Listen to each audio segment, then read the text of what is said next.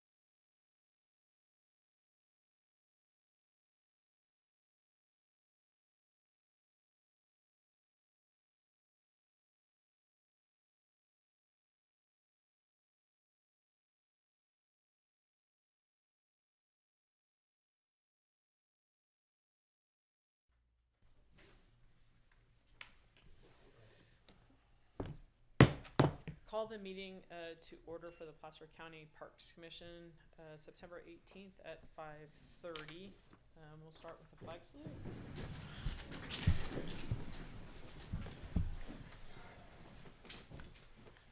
Pledge allegiance to the flag of the United States of America and to the republic for which it stands, one nation, under God, indivisible, with liberty and justice for all. Thank you.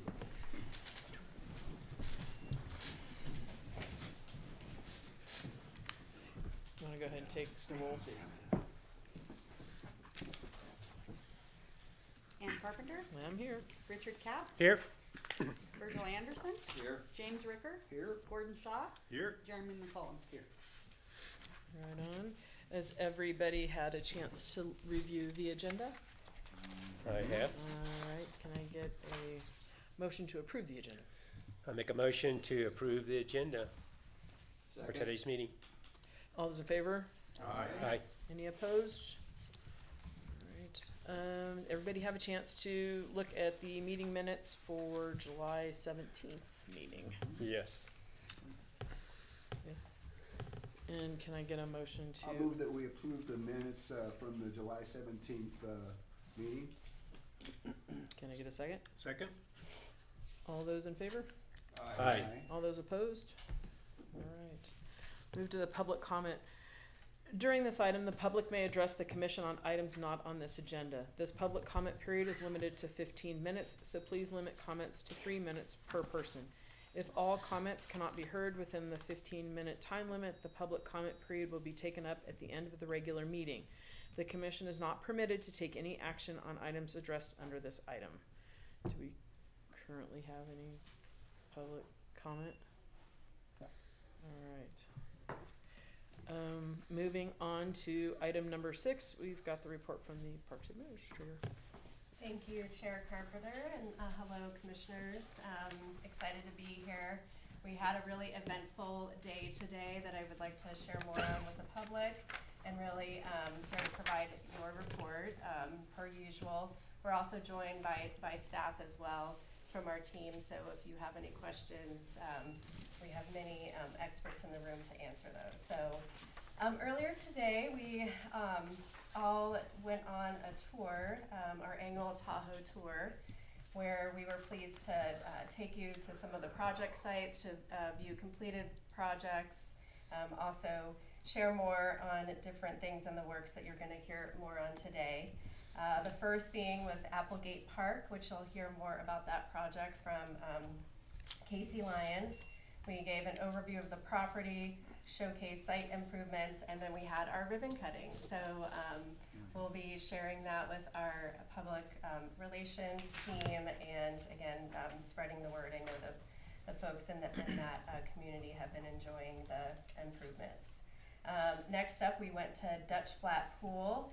It was nice to meet with the pool board and hear more about that working relationship and the agreement that we have in place as different projects that have come to life and the shared responsibility there. So a property overview was provided. We discussed how it's funded. We received an overview of operations and how we work jointly to provide, again, that community asset, and Prop 68 funds and how those have been put to good use. So I know that was really well received. Next, we went to Cisco Grove and Gould Park. We talked about the partnership with the Donner Summit Association, highlighted fuel load reduction activities that have happened over the past year, and future vision and improvements, working again with our community partners. Next, we went to the Donner Lake Boat Launch, where Lisa Carnahan shared more on the beautiful backdrop where you could see the Memorial Overland Immigrant Trail, and you'll be hearing more about that later today as well. And then lastly, we went to the Martis Valley Trailhead, where Principal Planner Kyle Smith talked about future project plans, which again you'll hear more on today. And then it is a very well-loved, well-used trail, and again it was just really nice to be at that site and taking in the view of the valley. So here we are at the North Tahoe Event Center. Thanks to our partners with North Tahoe PUD for hosting us. We'll also be introducing them later. And yeah, it's just nice to be in Tahoe once a year to take in all the beauty of our surroundings. So next slide, please. So those were highlights of our tour. Next up is just a really brief budget update to share that we're in Q1 of the fiscal year. Everything's moving along nicely. We're really looking at ways to identify efficiencies, right on track, and again, want to thank the team for being fiscally responsible. We are slightly under budget at 17% of expenditures, I believe. So staffing and capacity, We're excited to be welcoming next week a project manager who will be overseeing our fuel load reduction program, and so we'll plan to be introducing her at our November meeting. So look forward to having a presentation more in depth on fuel load reduction. And then lastly, current priorities. We still are continuing down the path with our RSG staff and operations study. That should be completed with recommendations coming to our team in the CEO's office the week of December 15th. We're also running that alongside a team development opportunity that was presented to us through Human Resources with their organizational development point person, really looking at the way that we communicate and leverage the strengths of our team. So really looking forward to that. And then once our new project manager comes on board, she'll be working closely with Mark Henry, who's here today, our operations supervisor, and his team, focusing on the work plan in the year ahead for a variety of projects related to fuel load. So we'll be, again, addressing that in November. And then we are approaching the final commission meeting of this calendar year. So as a reminder, we will be holding our officer election per the bylaws and then establishing our meeting schedule for 2026. And we are still looking to fill the seat for seat 3. So please keep that in mind as you're out in the community, and anyone that may be interested in serving. We do have one vacancy.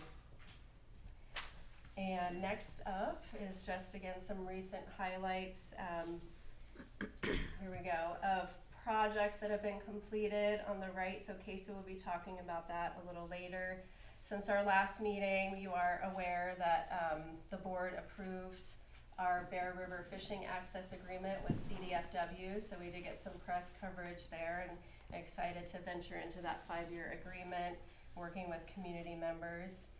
Other things that we have been up to as a team collectively has been attending many community meetings. So upper left is Kyle having participated in leading a presentation for the community forum hosted by Supervisor Gustafson, followed by another meeting discussing plans for Olympic Valley facilities, including the field that we still need to address its current conditions. And so he was sharing results of a survey. We've also been out to Forest Hill, Granite Bay, Martis Valley, talking with community members. And then one recent fun new project led from our ops team is working with CDFW and a local HOA in Granite Bay, talking about beaver coexistence strategies. So fun new projects all around. It just really speaks to the diversity of our team and all of the things that we touch. And then finally, Hidden Falls Regional Park. We wrapped up this past the grazing season. We can share more details on that. I know Mark was at our last meeting highlighting that, but really the success of cattle on the land really was illuminated when we had 1,400 sheep out grazing since July, able to cover more ground. So we were able to cover going from 240 acres to 300 acres based on the success of cattle coming in. So and introducing them to the landscape. So overall, we're really excited about the progress being made and happy to answer any questions that you might have. Anybody have any questions? No? All right. Okay. So next slide is just per usual, we like to report out on board actions, and as you're aware, the Board of Supervisors approved the agreement with the State of California, Department of Fish and Wildlife for the Bear River Fishing Access property on July 22nd. And that ends my report. Anybody, any questions? No? All right, we'll move on to item number 7, the Park Impact Fee Fund Analysis Report. Excellent. Next slide, please.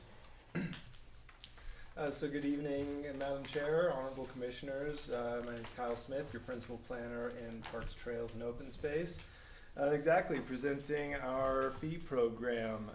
Over the last 2 months since you've seen this last, you'll notice that none of our balances have gone down. We've haven't done any debits out of these accounts in the last 2 months, and we've seen pretty continuous growth in most of our areas. One of the points of information I wanted to point out on this slide is we have fee revenue for 24-25 because the year ended and we were able to get final numbers here.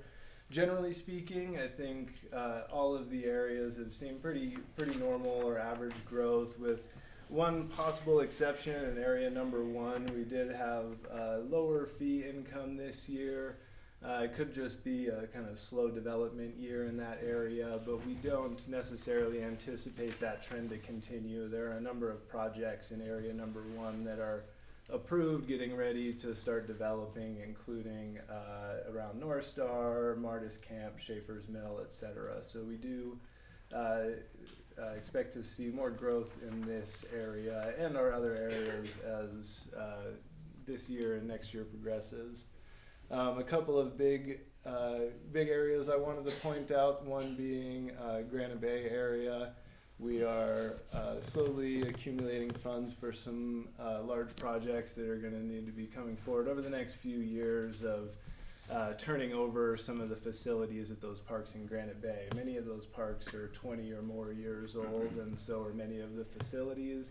And so we're getting to the point now where some of the playgrounds, fields, other things are going to have to be turned over with new recreational facilities.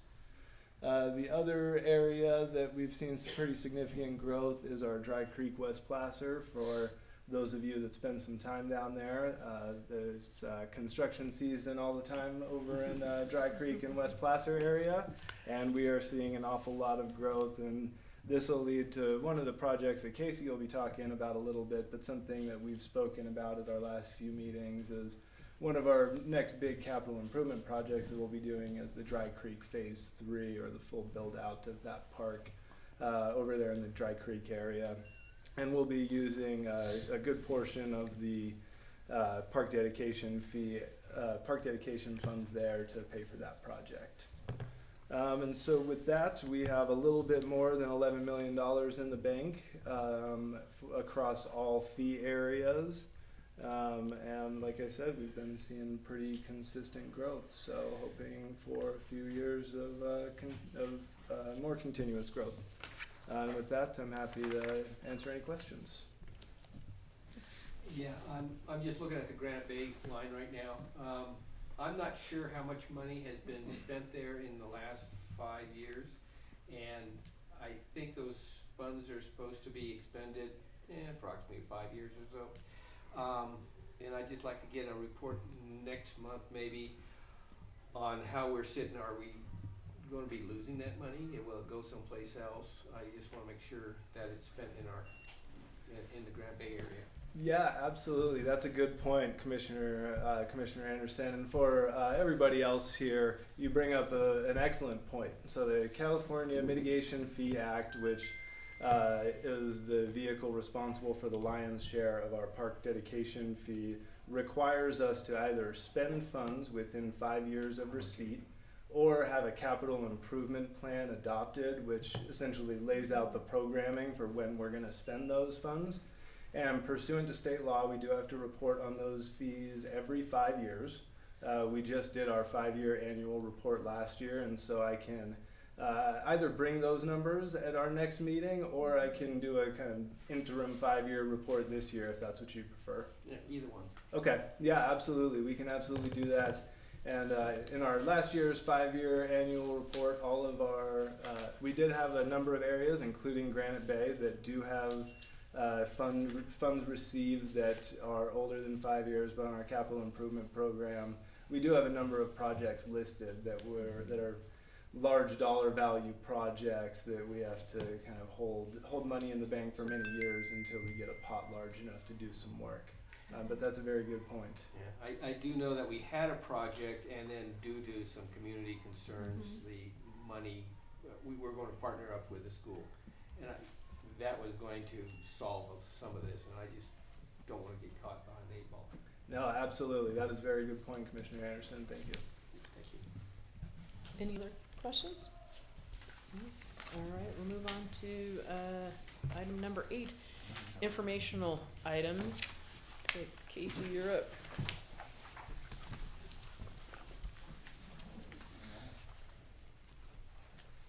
Thank you, Kyle. Thank you, commissioners.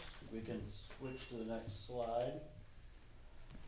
So my name's Casey Lyons. I'm a senior project manager. I'm gonna share some information regarding the 5 projects you see up here, capital improvement, major maintenance projects. The first one we're gonna talk about is in the Granite Bay area. The Feist batting cage project essentially is completed with a total cost of $25,000.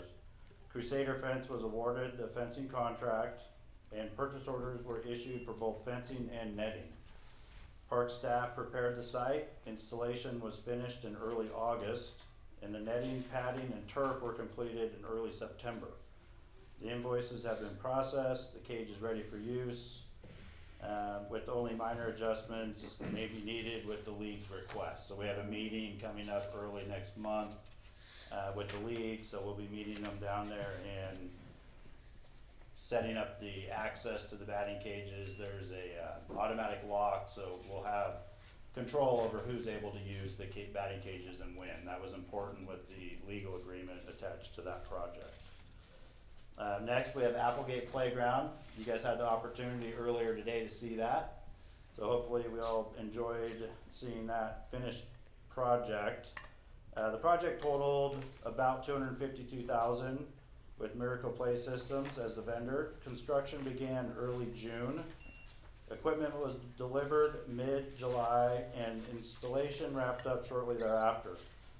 The curb, ramp, and irrigation work were all completed. Bark was installed on August 5th, and the CPSI inspection occurred August 7th. Certificates and invoices have been processed, project is complete, and the playground is being enjoyed by the community, which you guys all had the opportunity to see this afternoon. Yeah, that's great.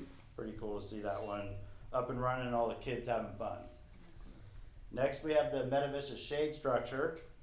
At the Meta Vista equestrian staging area, the shade structure was approved by the board on June 10th for expenditures up to $15,000. The site plan has been finalized with our planner, in-house planner Sean, who you guys met in previous meetings.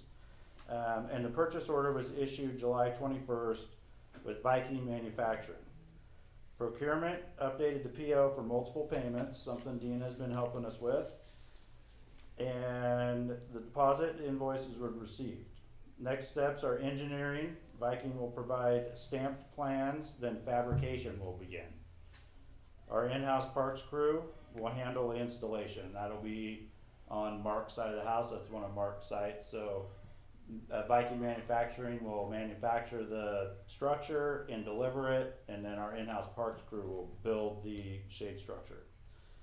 So summary of current projects: Feist batting cage, Applegate Playground are both complete, and the Meta Vista shade structure is moving into engineering and fabrication. The last 2 projects we have on the board there are future projects. Kyle mentioned briefly the Dry Creek Phase 3. This phase continues earlier work that established the core of the park.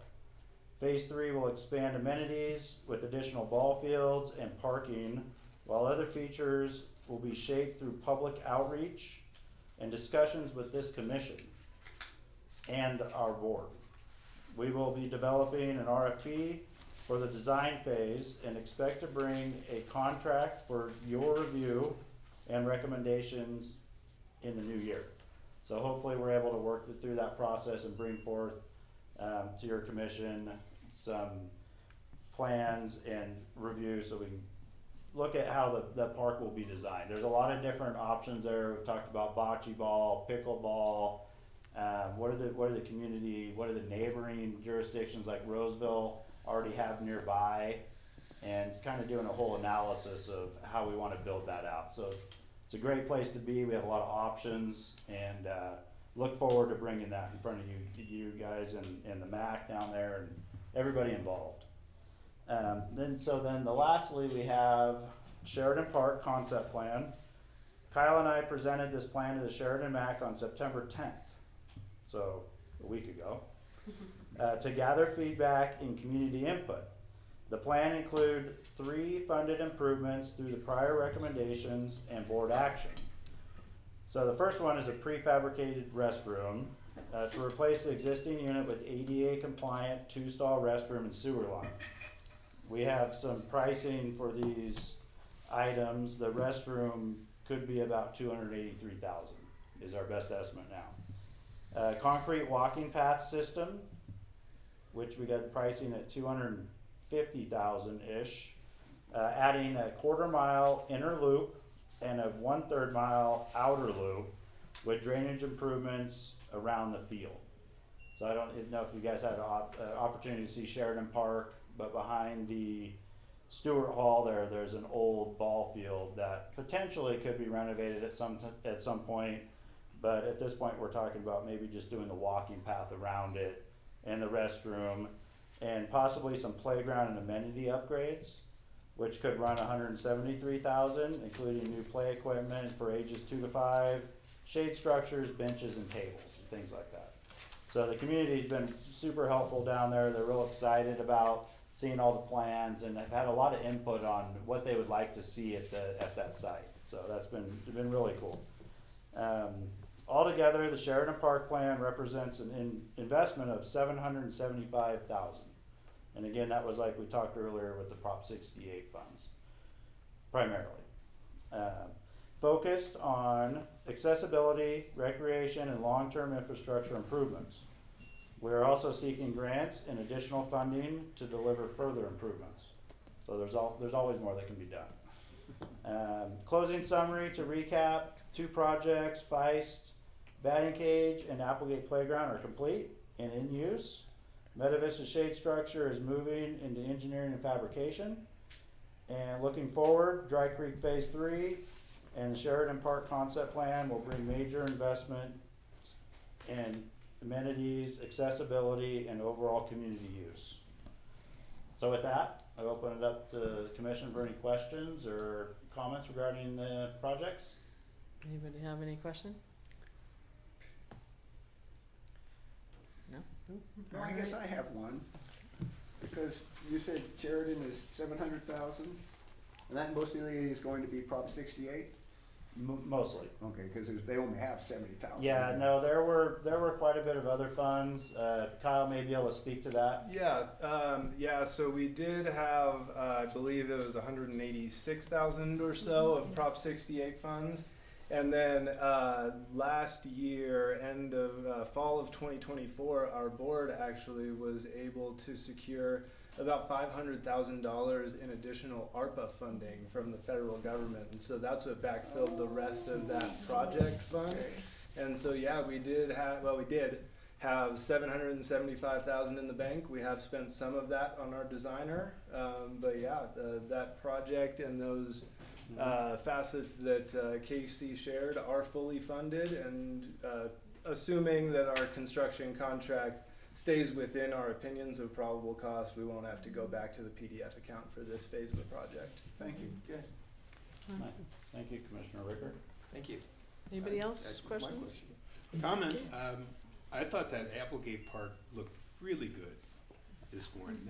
It's a nice size, and it really fits the community, and it just looks like Absolutely. a first-class facility, so. Excellent. Thank you, Commissioner. Yes, we're very proud of it. It's great to see the community able to come out and use it, and all the hard work that so much of our team put into it. I took that on kind of later on in the project, so phases of it were already completed. So yeah, those projects take a long time to come to completion, so it's good to see it. And my compliments to the staff. The turf looked excellent. Excellent. Thank you. All right. Thank Any you, other Commissioner. questions? All right. The Memorial Overland Immigrant Trail update. Lisa.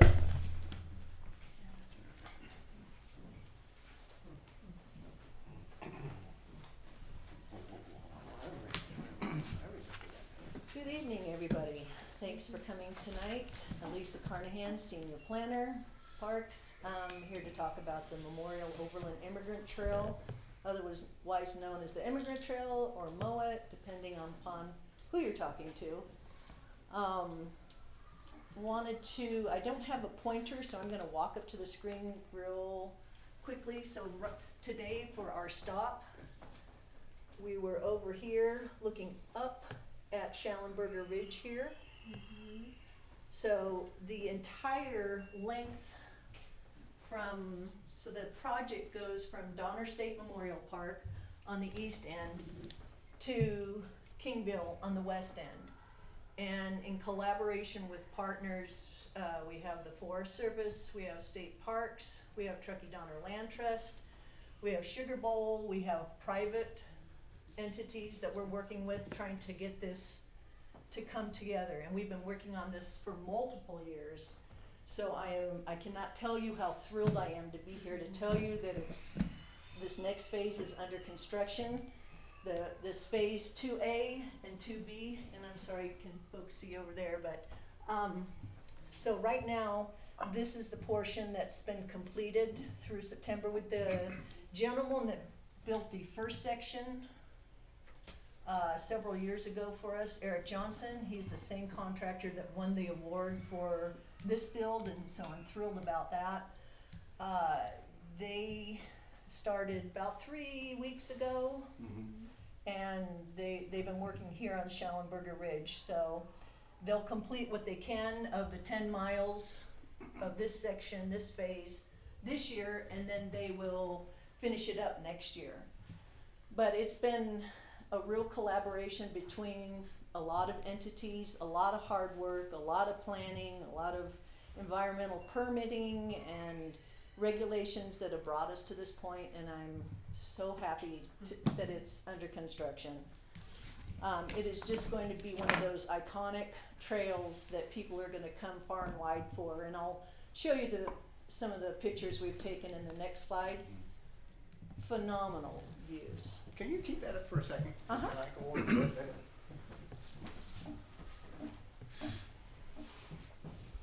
I'll be there.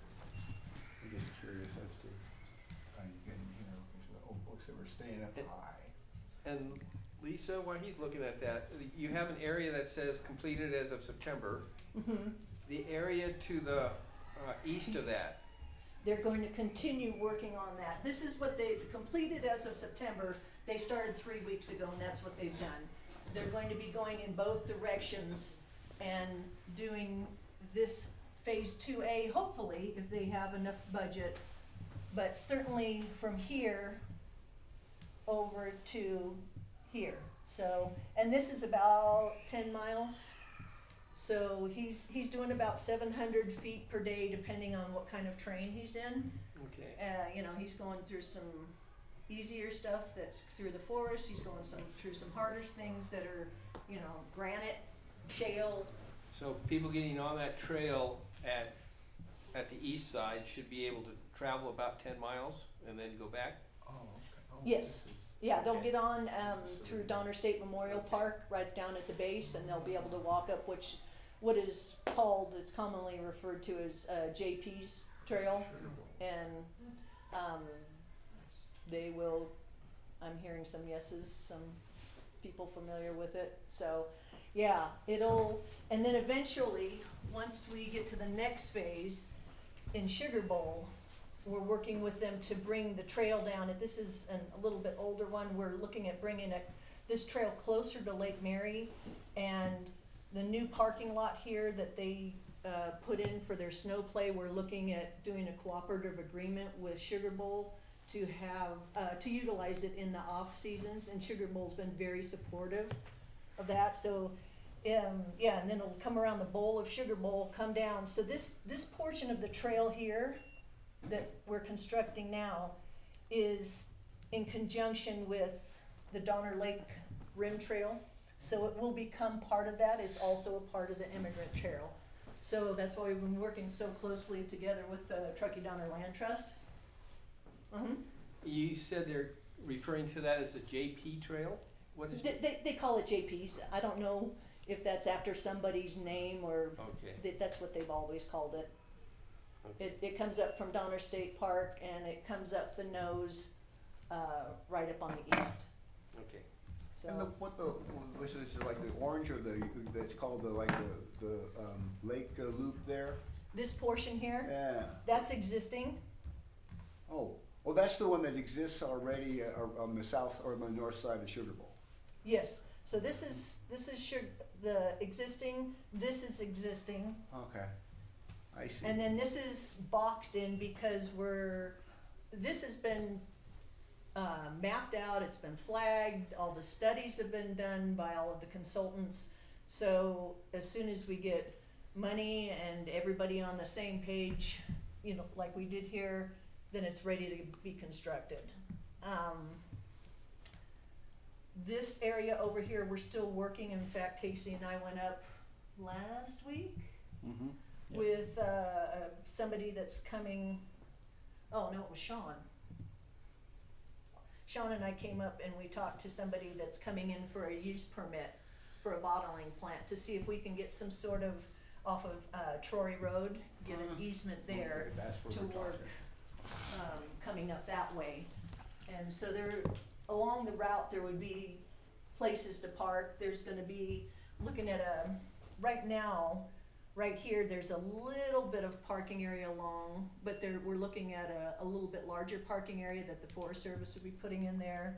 So there'd be parking here, there'd be parking here, and then parking at the end. So you'd have areas of independent utility where people could either come in and do a little segment, or they could leave their car in the different portions and do a larger area, so.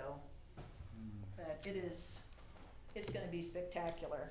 Mm-hmm. And that between Truckee Donner Land Trust and the county, we've received $1,260,000 in transient occupancy tax funds, TOT funding. So that's that in conjunction with our match funding from PDF funds and general funds and Truckee Donner Land match has made this come to fruition. We're still, for the next phase, we'll probably be reaching out for some additional funding. But I'm just so happy to have it moving. Lisa? Yes?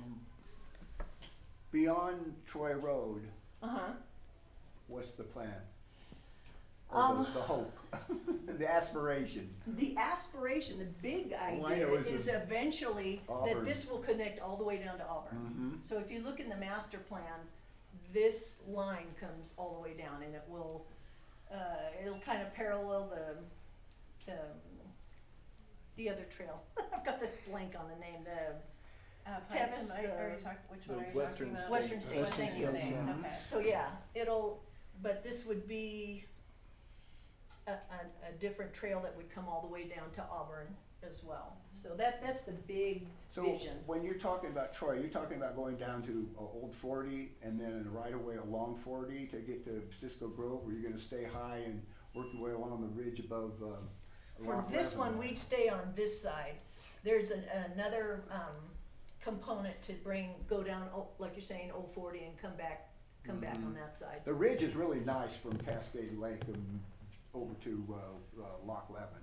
Yeah, oh Easily, yeah. Actually, it's cross country Kid out in the Lakes winter. and all this area, stunning. Mhm. And up here, once you get up into the ridge on Schallenberger Ridge, Oh, it's it's absolutely 360-degree beautiful. views. And then Yeah. you tie in with all the other trails that exist.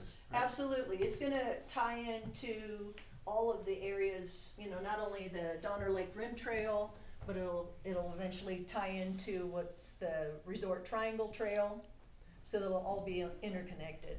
And then this can go over Pines to Mines Trail and connect into that. So we get together with the other counties and look, okay, how can we not only look at our little piece of the pie, but how can we interconnect and get out and get over to El Dorado County, get over to the Nevada County, and Because once you get over by Loch Levin, then you can get to Salmon Lake, you can drop down into the American River on 3 different trails. right, yeah. Wonderful, thank you. And so Lisa, this is a multi-use trail with It's- bike it's- and hiking and horses? It is, it's multi-use trail, natural surface. So we've been working really hard with Truckee Donner Land Trust and state parks to be on the ground on a weekly basis and make sure that we're walking it, that does it work for pedestrians? Is it gonna be okay? You know, the turns, are they okay so that they don't feel like a bike track, so that the horses will feel comfortable? Yeah. So, yeah, it's truly gonna be, you know, when you talk to the other folks, they're thinking it's primarily gonna be like long distance runners and bicyclists. But are there gonna be horses up there? I sure hope so. I hope I'm one of the equestrians that gets to go up there, so. I don't think so. Next slide, please. So these are some of the pictures that we took from our most recent treks up there. So as you can see, this is a roughed-in trail, and this trail, I tell you, it's got everything. It's got forest, it's got views, it's got meadows that you walk through, little tree forests that you walk through. I mean, it's got something for everybody, and it's, so this is the view when you get up. This is Donner Lake, and looking across Highway 80. This is the gal that's doing the excavation work for the contractor, so she's got 2 excavator mini X's going, and she's fabulous. And this is the view, so she's working on the trail here. This is looking back towards Sugar Bowl. And then this is where you get up to the top. So when you were looking up at Schallenberger Ridge, one of those tallest points up there, this is that. And I wish I could show you the 360, but this is just one of the views showing out towards Martis Valley. But everybody is going to be very happy with this one. And with that, I will, as you can tell, I'm very excited about this one. It's been in process for so long, and first thing when we found out that it was going, I called up Andy. Andy, guess what? It's finally going. Yeah. So yeah, he was thrilled. Because he worked on it before I came on board with Parks. So just to get it to this stage took a lot of time and effort. So, Thank you for any the hours you questions? put in on it. Thank you for all your work and for the nice presentation. Sure. So right now, you don't have any more need for TOT for current plans, right? Maybe someday, once you've got some more planning done, but right now, there's not any TOT applications in. There's not currently, because we want to spend what we've been given so far, but I'd certainly like to continue on getting set up for the next phase. Yeah, okay. So be watching for that. It might be Kyle that brings that forward in a couple of years, or maybe sooner. So. Anybody else have questions for Lisa? All right, thank you. Appreciate it. Operations and maintenance, Dan, that's you. Oh, yeah. Thank you, Chair Carpenter and Parks Commissioners. Appreciate y'all spending the day with us. It's been a good day. Want to talk a lot about what's going on with maintenance. Not a lot. I'm a lot faster than that. So we have several new county facilities. They're coming online. Every time we get a new facility, the county purchased a new facility down in West Roseville for the sheriffs. So we continue, not only do we have all the growth in West Placer that's construction and new parks and new trails, but we also have infrastructure such as sheriffs and other departments that are moving in down there. So we take care of not only the parks and the trails and the open space, but also all the county buildings. So we do have those coming online, so that continues to add to our inventory. One of the things that, couple of the things, the next couple of things are ones that I am working fairly diligently to get done. The site manual work plan, so that's something that I'm working with Erica and Josh with. One of the projects that I always kind of wanted to get done, and as I look closer to my career coming to an end, I want to make sure that we have all the site manuals, all the information that future parks workers need to succeed, to be able to maintain stuff. There's a handful of us that are in that 25-year plus group of staff that have a lot of institutional knowledge. We want to get that institutional knowledge in a binder, in a book for each facility, so that as parks continues to grow and they bring on new staff and they bring on younger folks that haven't been around for 34 years, that they will have the opportunity to kind of gain some knowledge from us, get some of that background knowledge from us. The reservation policy and fee update. I actually kind of finished the draft this week, and it's going to move from me to Erica and Josh to start looking at.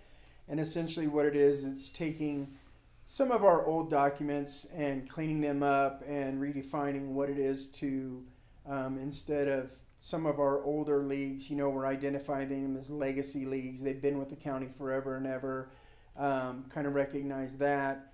And so that as new leagues come on in West Placer, we can identify, where the needs are, what facilities do we have, and how do we make it fair to the most citizens we can, right? So kind of one of the ideas is if you're a Granite Bay League and you have 1,500 kids and you're, over 80% of them are in Granite Bay, okay, well, you're going to get field priority over some new league.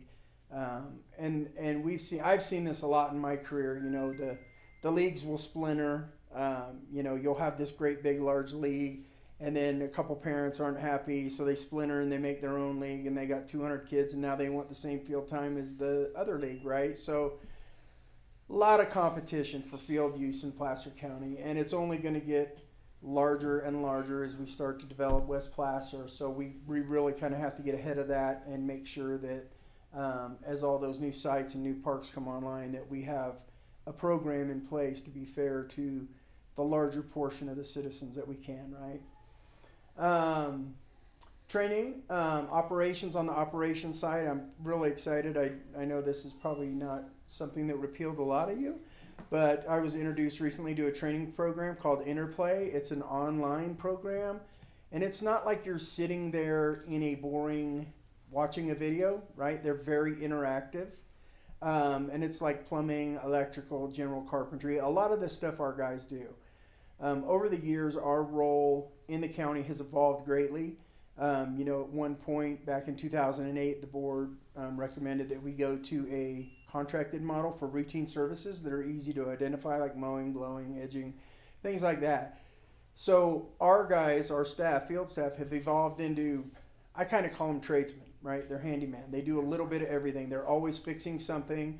And so, I have everything from concrete guys to tree guys to, guys that are really handy at electrical work and plumbing work. And so this program would really strengthen their skill set and make them a better asset to the county, right? Because as we grow and we continue to grow and get new facilities, we also have to remember we have a bunch of aging facilities that need love too. So I'm really excited about this training program, and maybe next time I can actually bring a couple slides to show what it is we're looking at. I'm really excited about it. We continue to work on safety and compliance. We always do that.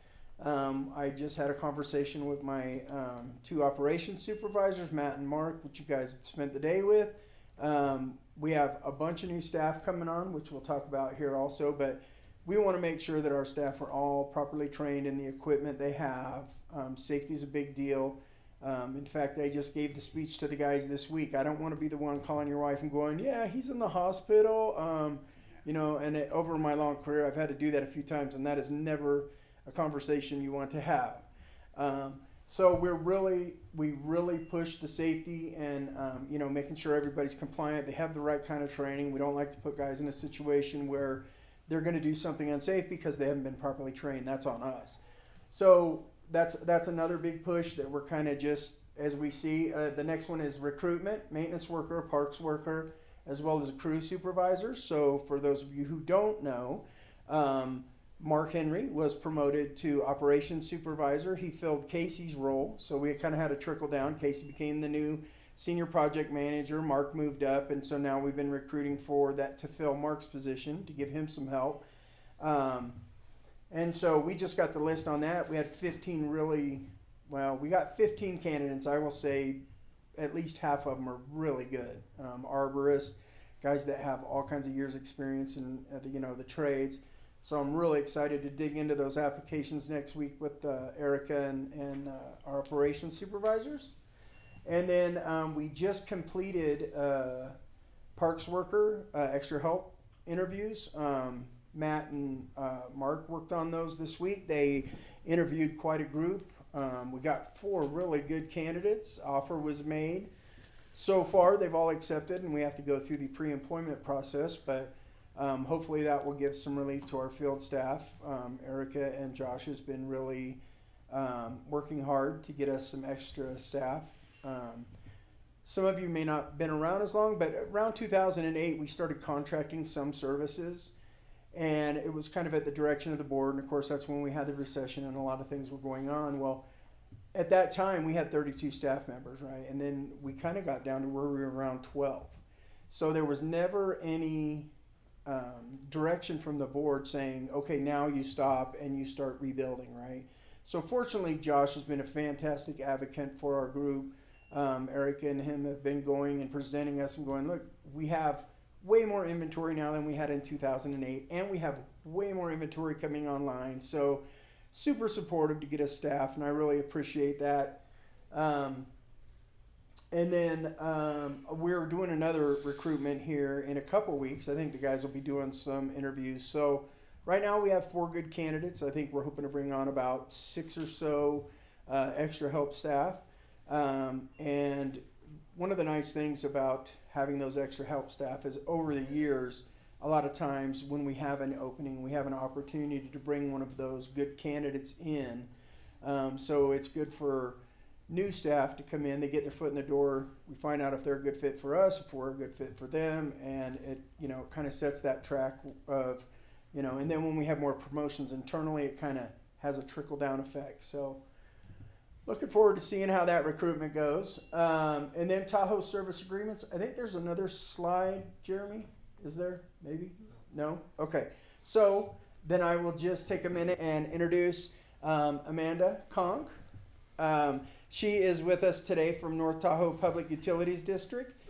And there they are. There we are.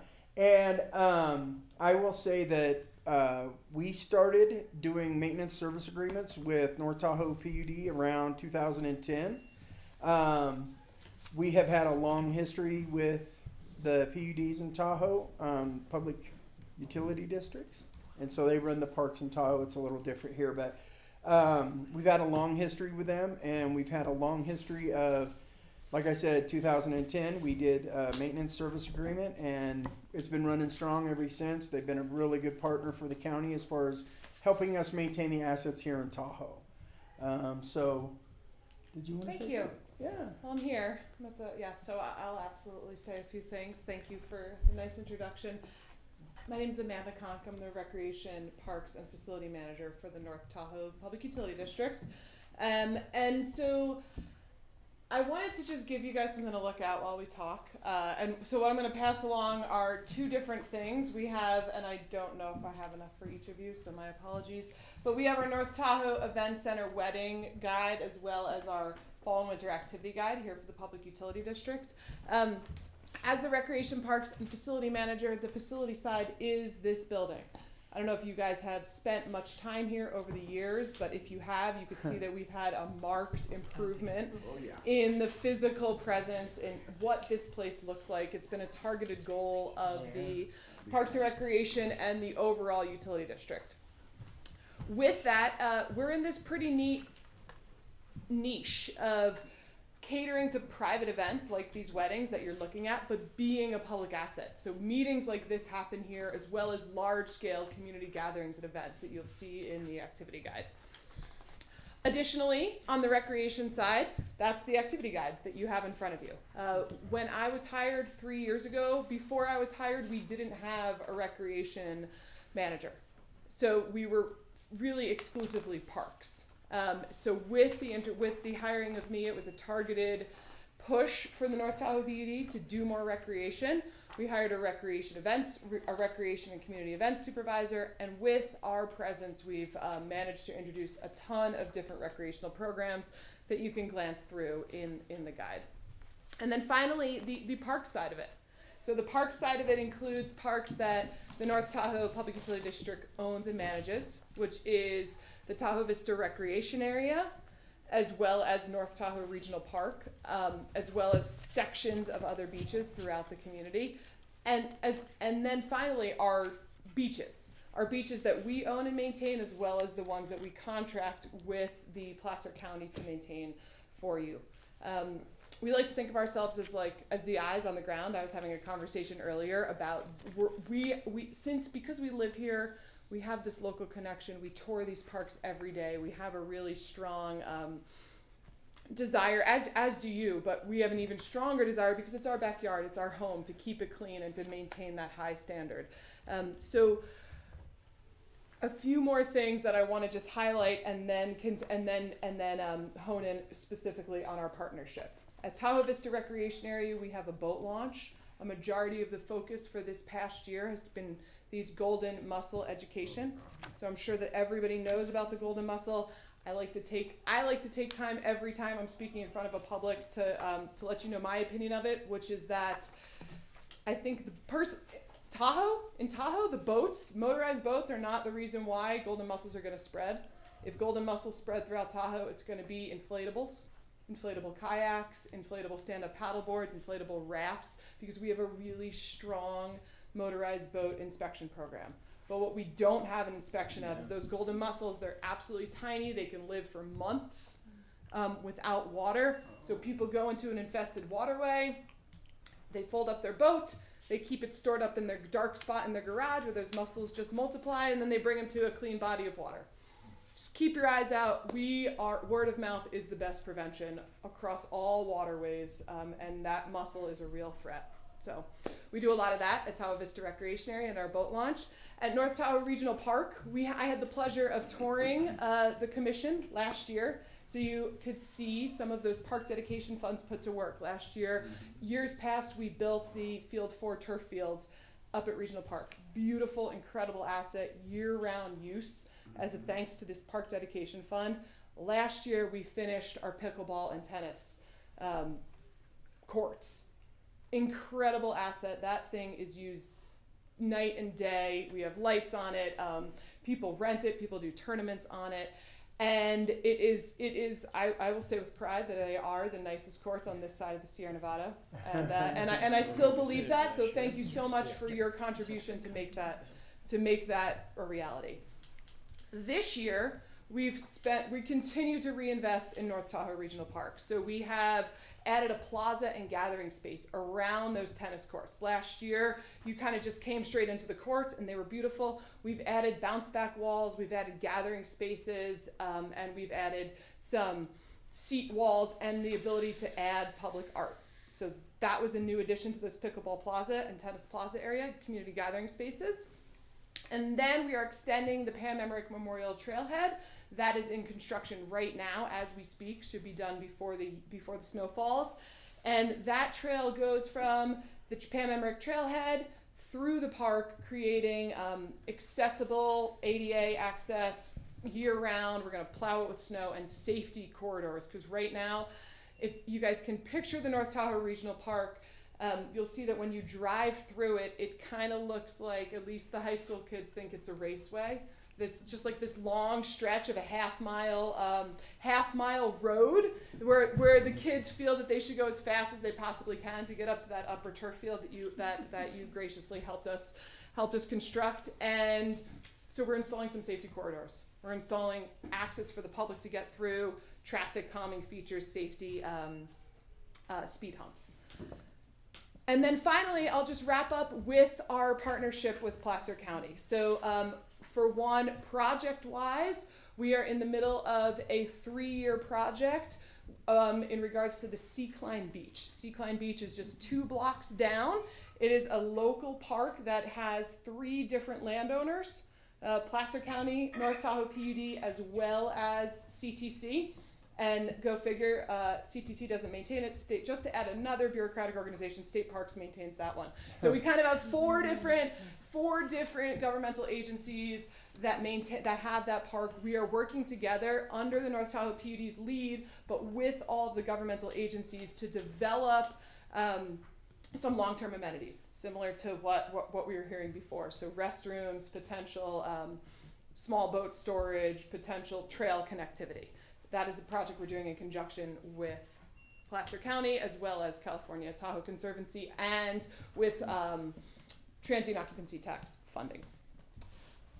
And then I just wanted to just wrap this up by welcoming Erica, letting you know that we have, as the North Tahoe Public Utility District, have been ecstatic to have you on board. You've been a great addition. The communication coming out of Erica is top notch.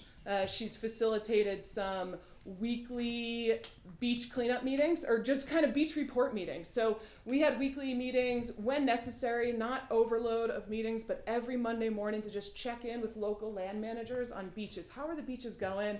What do we need to know about? And that had to do with our activity at Moon Dunes Beach, which is a Placer County beach that North Tahoe PUD manages, with Speedboat Beach, Sea Climb Beach, all of the beaches in the area, as well as what's going on in Tahoe City. So she's facilitated those. Overall, have just seen lots of responsiveness, lots of connections happening through, and it's been a real pleasure working with you as well as the entire team. So thank you for listening. I'm happy to take any questions or comments, and yes. You guys doing a cleanup around the lake on Saturday? So we are. That's Coastal Cleanup Day. And what's the date? Is that the 18th? No, today's the yeah, the 18th, 20-something. So is that, I believe the North Tahoe Community Alliance is putting that one on? Mm-hmm. Yeah, so we always help facilitate those things. We don't have specific. It's kind of a joke. I'll be down on the American River. I see. Cleaning up a campground. Yeah. Where am I going to be? You know what? I won't be, but thank you for the reminder. I'll be sure to There's do plenty my share of somewhere trash even right out here, and So it much probably trash. gets cleaned up. Yeah, it's always. Yeah, You've been cleaning it all summer long. we facilitate a weekly Monday morning cleanup of this beach, just a volunteer organization. It's a beautiful way for me to start my Mondays, and it's disheartening to see the amount of trash that actually gets left on this beach. We're happy to do our share Well, to one of the maintain things that it came up to me from a Leave No Trace person is trying to get rid of the plastic bags and going to burlap bags. Yeah. Mhm. Yeah, I know Town of Truckee has a ban like that. So, it's just it's an option to plastic, and you can wash them. And when you get really really nasty unsanitary stuff, you probably have to still use plastic. But Right. the general absolutely. stuff. The more single use Exactly. things we can eliminate. So we're going to try the out better. burlap bags on Saturday. Great. We'll see how it works. Yeah. Yeah, we actually use 5-gallon buckets. Right, but then you got to dump them. No, we gotta dump them. How big is your staff? That do all these wonderful things. I actually only have a full-time staff load of 10, Wow. and I have a part-time equivalent FTEs of about 6. Yeah. Okay. Mhm. Get a lot done. We're mighty, small but mighty. Thank you. Great. Thank you so much. Thank you, Amanda. Thank you. And so our other guest here with us today is Tahoe City Public Utility District, Aaron Hussman. Aaron, I don't know if you have anything prepared, but we started our partnership with Tahoe City PUD the following year in 2011. We started doing maintenance service agreements with them for a lot of the stuff in Tahoe City, all the way up to the Dollar Creek Trailhead area. So they do a lot of our sites in the Tahoe City area. And Aaron, thank you for joining us today. Yeah, thanks for having me. So, hello everyone. My name is Aaron Hussman. I'm the Public Affairs Specialist for Tahoe City PUD. So we're the water, sewer, and parks and recreation provider for Tahoe City all the way down the West Shore to Rubicon, essentially. Really excited to be here tonight. Very excited to learn about the Memorial Orland Emigrant Trail. As a trail runner, I was just looking at that map and pulling up my own, thinking of all the loops that I can make out of it. So thank you all for supporting that vision, because I'm absolutely stoked on that trail now. That's amazing. I'm happy to be here tonight. I'm going to share a few updates on some capital projects that we've been doing on our parks and recreation side, some special projects, and then some updates on our multi-use trail system. So to start off, I'm going to talk about our West Shore Trail, which runs from Tahoe City for 11 miles down to Meeks Bay. We recently, just in August, held a ceremony with TRPA, Placer County, and over 100 other attendees, including hearing remarks from Supervisor Gustafson, to rename the trail as the Senator Dianne Feinstein West Shore Tahoe Trail to honor her environmental legacy she left for Lake Tahoe. So that was a really great trail. We had a ceremonial bike ride down the trail to the lake. It was a really great event for all. we stopped that bike ride right where our construction picks up for the West Shore Tahoe Trail reconstruction project. So we're rebuilding about 2.4 miles of that trail from Sunnyside down to Blackwood Creek. The trail was first built in the 1970s. We've maintained it since the 70s, and also thanks to our partnership with Placer County. But after 50 years, it was time for a full rebuild of that trail. So this was not just sealing and striping, it was a full demolition and reconstruction of a new trail within the existing alignment. That'll also add a lot of safety features, fix alignment issues, widen the trail where possible, and add 2 new flashing beacons across Highway 89 at Kilner Park and at Timberland to make the trail crossing safer for both cars and trail users. That all of that work is made possible largely through grants from the North Tahoe Community Alliance and Placer County through the TOT TBID Dollars at Work program. So we're very grateful for that support. Next year, we plan to continue that reconstruction, moving north from Sunnyside up to Tahoe City to the 64 acres area, kind of right by the Tahoe City Y. So we're working on designs for right now for that section, and will also be a full kind of demolition and reconstruction of that trail segment, also built in the 70s. Speaking of things that were built in the 70s, there's kind of a trend here in Tahoe. We recently just finished replacing our entire irrigation system at the Tahoe City Golf Course. So that was you can imagine 50 years of an irrigation system in the mountains. It was time for a replacement. It was to the point where our crews were out there hand watering sections. So it was a $2.1 million replacement of the irrigation system with a brand new smart irrigation system. Our crews can now control individual sprinkler heads with an iPad. It's pretty neat. We're really excited for it. It's really going to improve the turf coverage, result in a lot more efficient water use, and then just improve the playing experience at Tahoe City Golf Course.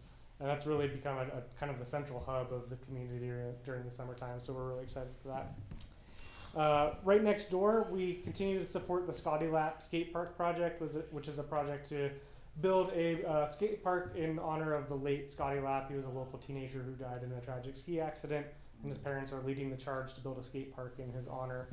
It's right next door to Tahoe Lake Elementary, right next to the golf course.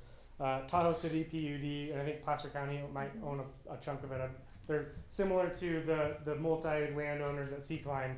There's quite a few hands in the skate park project as well, but we've committed to take over ownership of the park and maintenance of it once it is built by the Scotty Lap Foundation and their partners.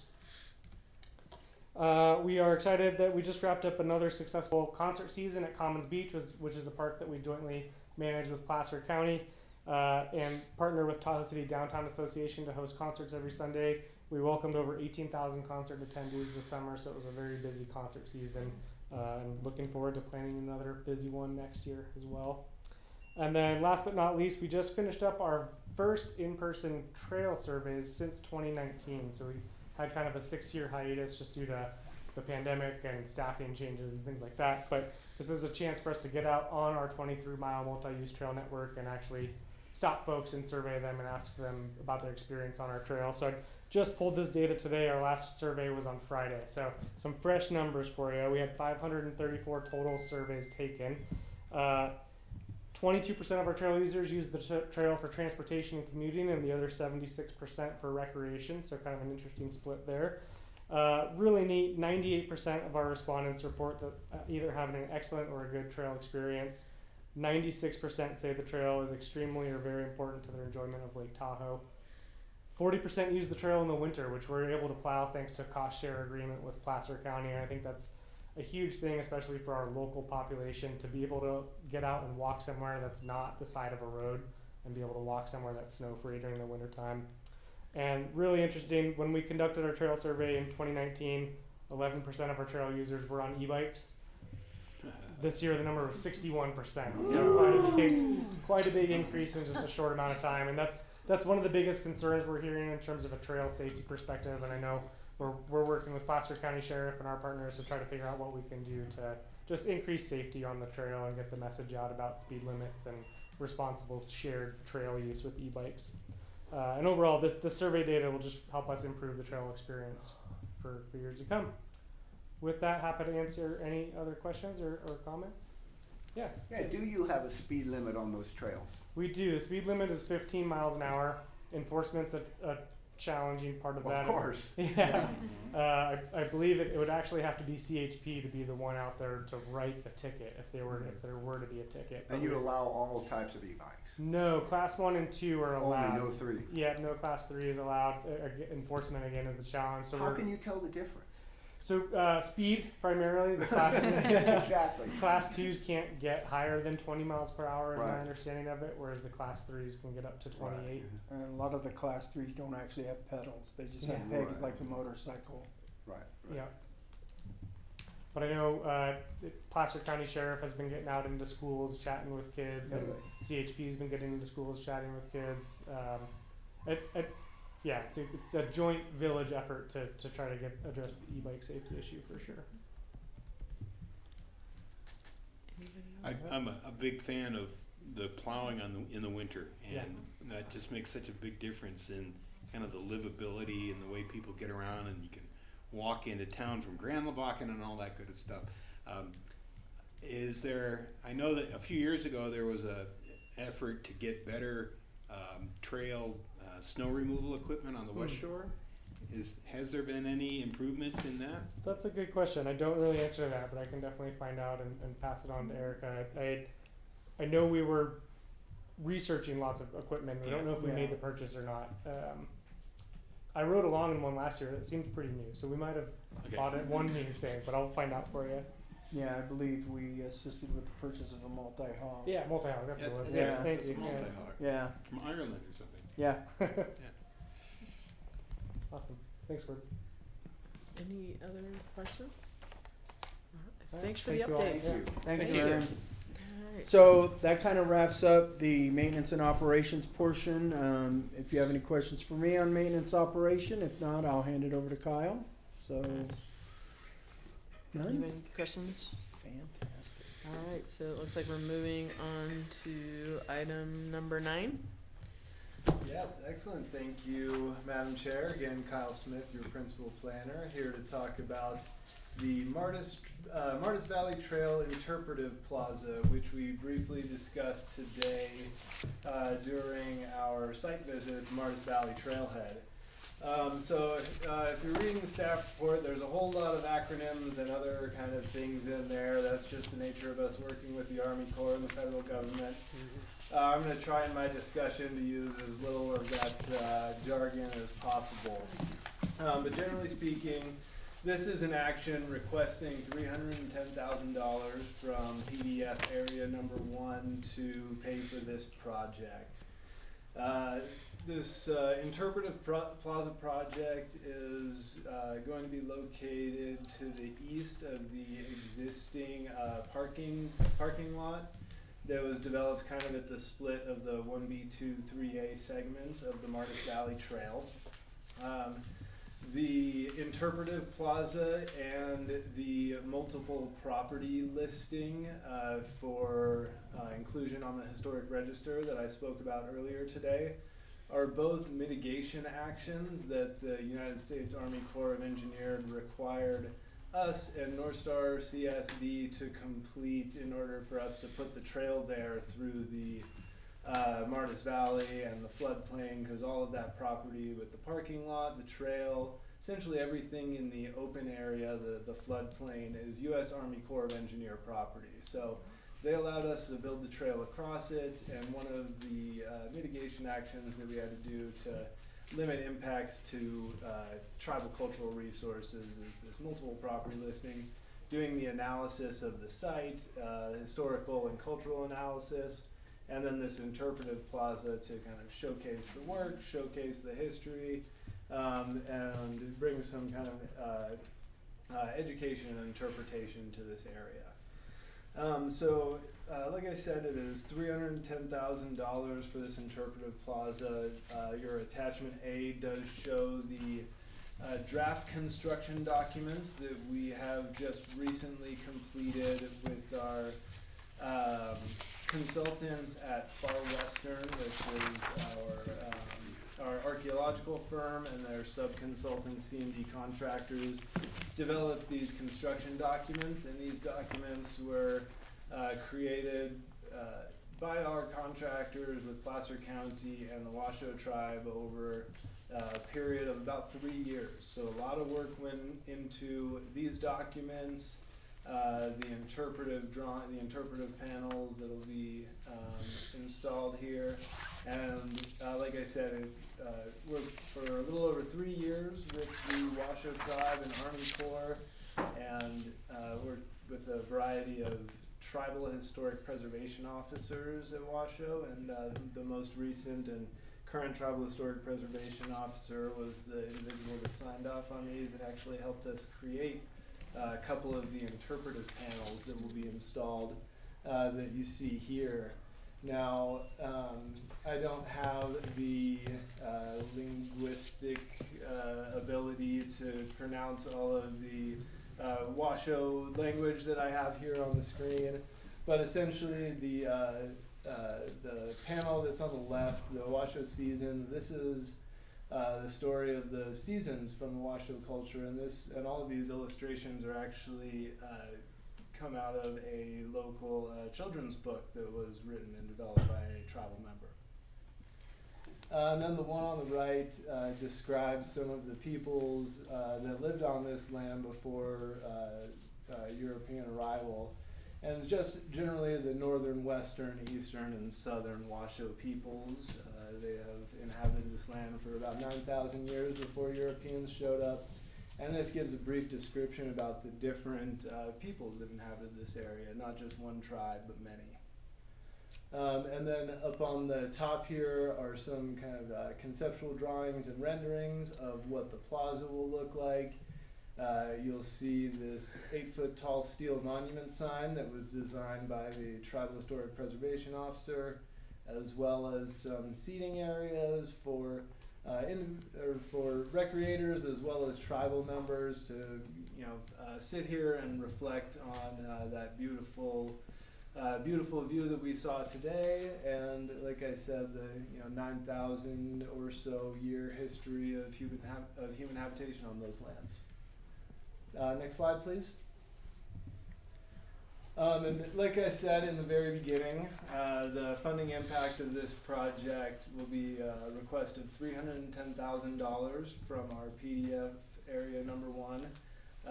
And we do assume that this will be enough to fund this project. We did get opinions of probable costs that put this as sort of the top or upper estimate of costs, knowing that costs are increasing every single day. We chose to pick a conservative amount, knowing that if we underspend, we can always push these dollars back into the PDF area account that we don't spend. And so with that, staff has this recommendation on the screen to recommend that the County Board of Supervisors approve this county-sponsored request for $310,000. And should your commission take this recommended action today, I'll be coordinating a board hearing for hopefully this calendar year to get the funds appropriated. And with that, I'm happy to take any questions about either this project or the greater Marks Valley Trail project. Anybody have any questions? Did this go to like a MAC up here? It did not go to the MAC up here. This was due to the nature of this project and the required tribal consultation and coordination that we had to do. We sort of let the tribe lead some of that outreach and engagement. So rather than MAC outreach and engagement, we did a lot of tribal specific outreach and engagement. Okay. So who will manage and kind of maintain this area? It'll be up to the county to maintain. However, the Washoe Tribe did very purposefully and specifically pick all the plantings, and they plan on using some of the plantings there for some of their medicinal and other historical and cultural purposes. So while we'll be doing the lion's share of the traditional maintenance, the Washoe Tribe will absolutely be using the area as well. So it looks like it's uncovered. So is it going to take a little bit of a beating during the winter? Like, is that going to shorten this area's lifespan or cause it to have more needs, I guess, than Yeah, so other we did. areas? We did choose to have it uncovered, and you're absolutely right. We do get a lot of snow up here, especially in this area. You know, this is a big wide open floodplain. But the materials were chosen very specifically. So the benches and walls are all natural stone, and so we hope that they should hold up to the very high, you know, winds and snow loads, that sort of thing. Similar, the monument is a solid Corten steel panel. And so, while it will weather over time, we don't anticipate that to be damaged by any of the snow load or anything like that. And similarly, the interpretive panels are fairly hefty steel tubing and steel framing. So they were specifically chosen because we knew we weren't going to have a big covering or anything like that, which we're in early conceptual ideas and discussions around this project, but we sort of shied away from because of cost and potentially not a huge need for winter use when there's a lot of snow up there, and covering up all of the interpretive panels and that beautiful vista that we went out and saw there. So well agreed, they will be open to the weather. We did try to pick materials that would stand up and be able to hopefully not be impacted. Now, with that being said, it is right off of the trail, and so we'll have to watch out for when we do our plowings and that sort of thing. But similarly, we did have the benches start a couple of feet off the trail, knowing that plows do have to get to the very edge. So we did try working both with our county staff and the Washoe tribe. Had a number of really great ideas that we think led to this design that should be fairly sustainable for us to manage. Okay. Anybody else? Thank you, you've done a good job, thank you. Thank you. Maybe a question as to how it relates to the dedication fee table. Am I right if I see this a month or two from now that FY 1920, use the oldest money first, right? Mm-hmm. That number will be $310,000 less than it shows today. That is exactly right. And yeah, in the staff report, you'll notice that my dollars are a little bit off because I used our last year's account. But yeah, we'll have Okay, yeah. just about $1 million left in the total account once these expenditures go out. Got it. Yeah. But yes, this the chart or the PDF chart and table does not include this debit yet. Yeah, but it would next time. That's Yeah. where that money would come. How would it affect this? Exactly. Any other questions? I don't know if I'm thinking about not even asking it, but what happened if we didn't approve this project? What does that mean for anything? Yeah, so that means that we would go back to the drawing board. So should you not approve this project, I would ask for some direction as to what are the things that we could do either to change the project or maybe just go look for other funding sources. So negative recommendation would not necessarily stop the project. We are still obligated to complete this work and complete the property listing and complete other things, but it may just take a little bit more staff creativity to find funding or other things. That's kind of what I'm asking. Yeah. Basically, we're committed to doing the project yet, one way or another, however we fund it yet. Yeah, that's true, and yeah, exactly. We've done a lot of work with the Washoe, and should we go back, we just continue that effort. And, Yeah. Yeah. Well, then that brings up another question. Do you expect the growth in the Martis Valley Fund, Park Dedication Fund area to continue as it has over the past, say, 10 years, $250,000 to $500,000 every year? Yeah, absolutely. Yes, absolutely we do. Like I said earlier, this last year was a little bit light, and we think that was a little bit of an anomaly because there are approved projects in the pipeline in this area. And there is planned growth across many of the kind of major subdivisions in this area. So we do anticipate for that account to continue to grow relatively the same speed that it has over the last 5-6 years.